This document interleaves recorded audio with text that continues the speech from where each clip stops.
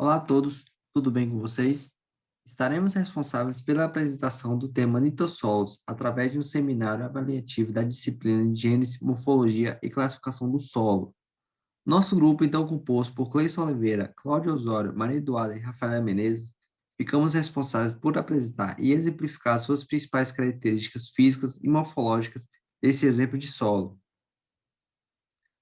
Princípio, os solos são praticamente exemplificados como um dos recursos básicos e responsáveis por suportar toda a cobertura vegetal da terra, fauna, agricultura, o armazenamento de recursos hídricos e entre muitas outras utilidades imprescindíveis. Diante disso, existem diversos tipos de solo, aos quais são classificados de acordo com sua morfologia, características, propriedades físicas, químicas e também biológicas. Dentre esses solos, encontra-se o nitossolos. Bem, os littossolos são classificados a princípio como um solo sendo constituído por um material mineral, ao qual tem em sua constituição um terço de argila para cada quilo de solo. Transferido isso para modo prático, há de ter mais ou menos 350 gramas de argila para cada quilo de solo coletado. Ademais, os littossolos apresentam textura muito argilosa, mas com um pouco de incremento de argila em sua profundidade, isto é, não apresenta um horizonte B textural. Dessa forma, o horizonte que classifica esse tipo de solo é justamente o horizonte benítico, que tende a apresentar estruturas de serosidade parecidas com essa da foto, onde eu tenho uma estrutura muito brilhante quando pressionado esse torrão de argila. Ademais, a estrutura nítica de serosidade elevada é uma característica base de todos os littossolos. Além disso, os littossolos também são classificados como solos distróficos, ou seja, solos que apresentam a taxa de fertilidade média para baixa. No entanto, isso não se torna um problema. Isso porque, quando adicionamos o fato desse solo ter uma excelente resposta quanto ao seu uso de correção e também de adubação, representando assim um excelente ganho em sua produtividade agrícola. Apesar da semelhança dos litossolos para os latossolos e também dos cambissolos, cada um desses materiais apresenta estruturas peculiares que o diferenciam de cada um. A característica dos litossolos, ao qual os diferencia dos latossolos e também dos cambissolos, é justamente a sua atividade argila que é encontrada em seu horizonte B. Os litossolos apresentam uma estrutura muito argilosa, com pouco incremento de argila em profundidade e, consequentemente, uma ausência de seu horizonte B textural. Ademais, a estrutura ao qual é precisa para o diagnóstico dos litossolos é justamente o seu horizonte benítico. Consoante a isso, os litossolos possuem disponibilidade hídrica muito maior do que os latossolos, da mesma textura. Isso devido à sua estrutura prismática, ou em blocos radicalmente constituídos de microporos. Os litossolos típicos, ao contrário, são moderadamente drenados, isto é, água e filtro com uma velocidade muito mais moderada. Diferentemente dos latossolos, eles não apresentam a mesma estrutura de microporosidade do horizonte B nítico, além de que a fração de argila floculada no horizonte B latossólico confere no seu perfil de rápida permeabilidade de água após chuvas ou da irrigação. Por isso mesmo, os solos são fortemente drenados ou excessivamente drenados. Por fim, o aspecto de paisagem dos litossolos ocorre em locais mais declivosos do que os latossolos. Portanto, há uma decorrência muito maior de erosão. Bom dia, pessoal. Meu nome é Cláudio. Vou falar aqui um pouco sobre principais fatores de formação do solo. O solo pode ser entendido como uma coleção de indivíduos, cada qual tendo um perfil com suas próprias características. Fatores são os materiais necessários para se ter uma determinada condição que possibilite algo acontecer, ou seja, fatores é a matéria-prima que o solo precisa para ser formado. Já o processo é o ato de formação do solo. São as ações da natureza para a formação desse solo. Exemplo: para a construção de uma casa são necessários areia, cimento, ferro, água, madeira, telhas, etc. Além disso, é necessário a construção dessa casa em si. porque se você tiver só isso e não construir, você nunca terá essa casa.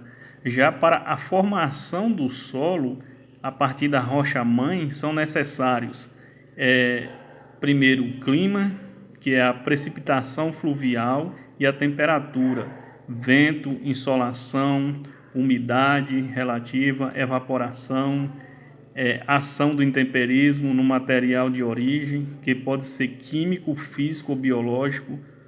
O físico diz respeito ao tamanho dos materiais, o químico são dissolução, hidratação, hidrólise, etc. Biológico, temos o exemplo de links, né, crescendo sobre uma rocha, que altera essa rocha química e fisicamente.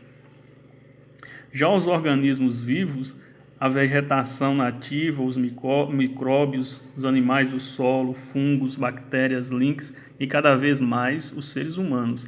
Temos também a bioturbação, que é a mistura de horizontes devido à ação de organismos vivos como formigas, cupins, etc. O terceiro fator é o relevo. Relevo é a inclinação, o aspecto e posição do terreno. No Brasil, há uma grande variação de relevo. Ele exerce direta influência na forma de atuação dos agentes responsáveis pelo intemperismo, como a água e os ventos. Relevo mais inclinado, a infiltração da água é menor, o que provoca uma menor ação do intemperismo e maior remoção dos sedimentos. Relevo menos inclinado, o acúmulo de água é maior, provocando uma maior ação intempérica, dificultando a drenagem, o que ocasiona a redução do ferro e solos mais orgânicos. Além disso, o grau de inclinação do relevo torna-o menos ou mais exposto à iluminação solar, o que também afeta a sua composição e textura.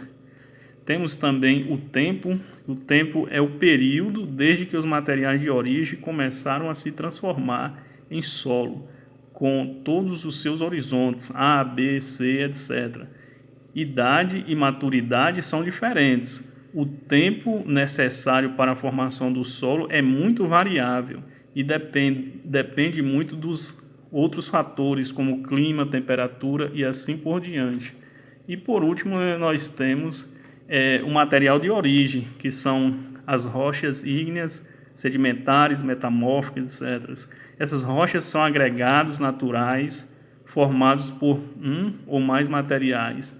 Temos também os sedimentos, que podem ser aluviões, dunas, cinzas, vulcânicas, etc. São precursores geológicos ou orgânicos do solo. Vocês podem observar aqui também, nessa imagem aqui, nós temos uma rocha-mãe, um solo mais jovem e um solo maduro, já com sua vegetação bem desenvolvida. Temos aqui a imagem de um relevo mais íngreme, né, com o solo raso, e já aqui embaixo um relevo plano com todos os seus sedimentos. Temos aqui também uma outra imagem de organismos vivos fazendo a decomposição do solo, fazendo o seu trabalho. Nós temos aqui formigas, bactérias, larvas e toda uma gama de organismos vivos que estão aqui fazendo a decomposição do solo. Era isso que eu tinha para falar para vocês. Muito obrigado e até uma próxima. Onde os litossolos estão presentes no Brasil? Bom, como podemos ver a imagem abaixo, temos um litossolo e no mapa podemos ver a localização dos litossolos. As maiores áreas contíguas estão nos estados sulinos. No entanto, no estado de São Paulo, extensas áreas são encontradas nos planaltos basálticos, que se estendem até o Rio Grande do Sul. A área de ocorrência no Brasil é de aproximadamente 1,5%.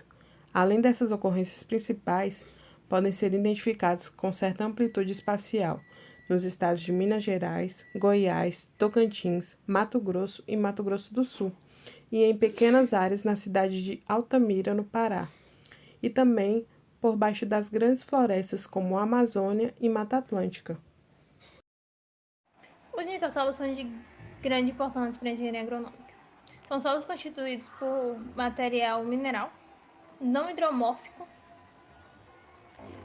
podem apresentar alta ou baixa, fertilidade natural, acidez ligeiramente elevada e teores variáveis de alumínio. Ou seja, toda planta que é plantada em solos, em nitossolos, tem uma consistência maior e tem mais minerais que são produzidos pelas raízes que levam até o corpo da planta. Em áreas mais planas, os nitossolos, principalmente os de maior fertilidade natural e de maior profundidade, apresentam alto potencial para o uso agrícola.